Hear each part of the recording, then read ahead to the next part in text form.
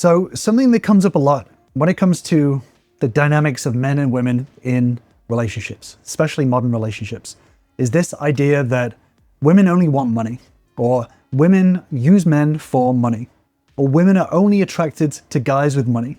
So I understand why this story is told over and over again. So in today's video, I want to talk about why the idea that women want money or are attracted to money is right, but mostly wrong. So I totally get why so many men out there, especially in modern relationships, can feel like they're being used, or they're completely invisible and the only thing that matters is their bank account. Especially when a marriage is going through a tough patch and divorce talk is being thrown around and suddenly money starts to bubble up to the surface. Who's getting what, how much is owed, etc., etc. So this idea, this story that's spread, I see it in my comments all the time, this gold digger narrative. This narrative exists because men have had negative experiences when it comes to women and money. Now, I want to be clear that I can understand the fear, I can understand the worry, and I can understand the anger and hurt that comes from this narrative. But I want to take a little bit of a step back now, and I want you to also do the same. If you are a guy, especially, who still has this narrative that women only want money or women are only attracted to money, I want you to take a little bit more of a step back, remove your emotions a little bit from the situation, and take a bit of a clearer look as to why this narrative exists and what is really happening. And I want to start this by saying that my goal here is to understand what money represents to our human brain. And I want to break down in this video why. The first big myth that we need to debunk is that you're being used for stuff, or women are in a relationship to get stuff. We see it on film and TV and TikTok and Instagram and whatever, about women being attracted to cars or watches or rich business guys or private jets or whatever it is. The truth is that this attraction, when it exists, and we'll talk about that in a second, is rarely about the car or the watch. It's about the feeling of safety that those things represent. And again, we'll break that down in a second. The second thing is this myth that caring about money is shallow. A lot of my audience are based in the United States or the UK, which are historically countries where money is okay. Overall, they're rich countries.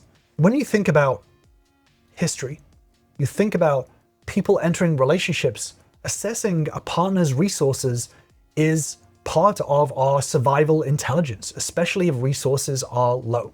Everyone kind of does a subconscious check of, is this person that I'm talking with capable of handling a crisis? Do they have enough resources to be able to handle something that comes up? You know, in the United States, are you able to handle a medical emergency if it comes up, or something happening to the house or something like that?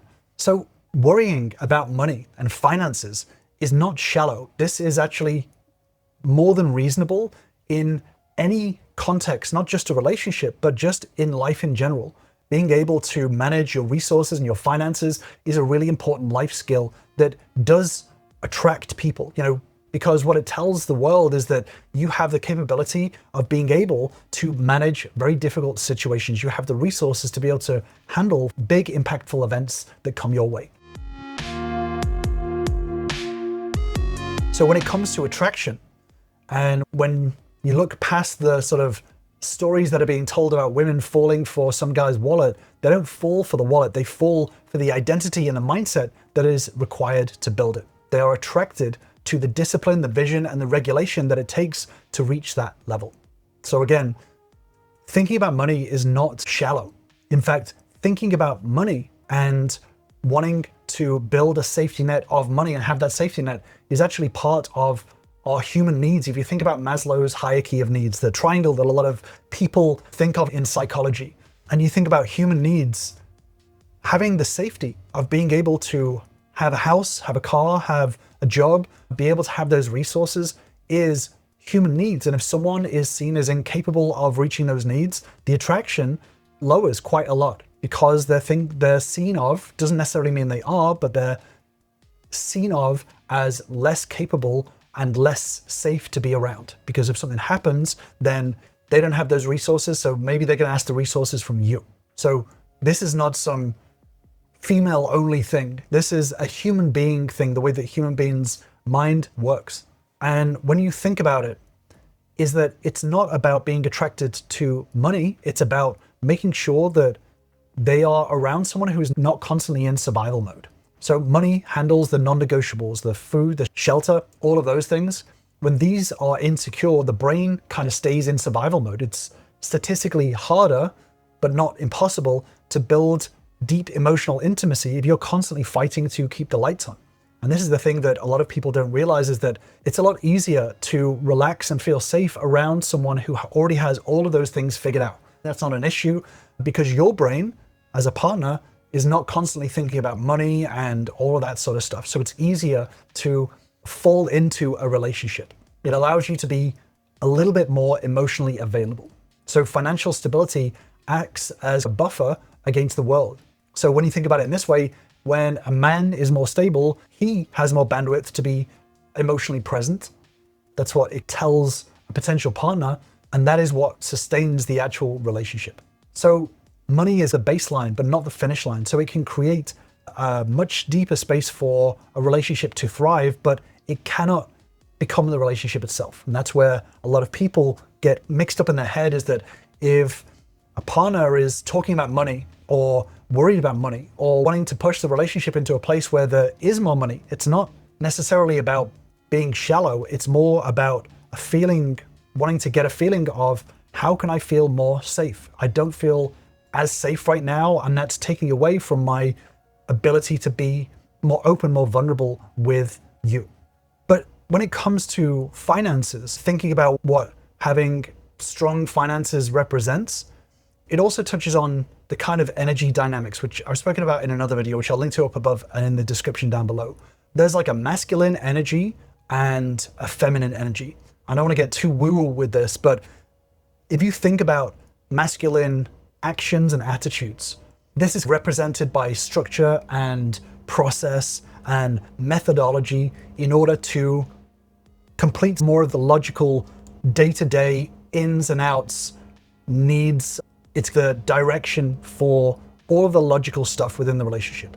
When it comes to the feminine energy, this is the connection, the creativity, the emotion, which brings balance to a relationship. Again, I want to be clear that this isn't about man is masculine and woman is feminine.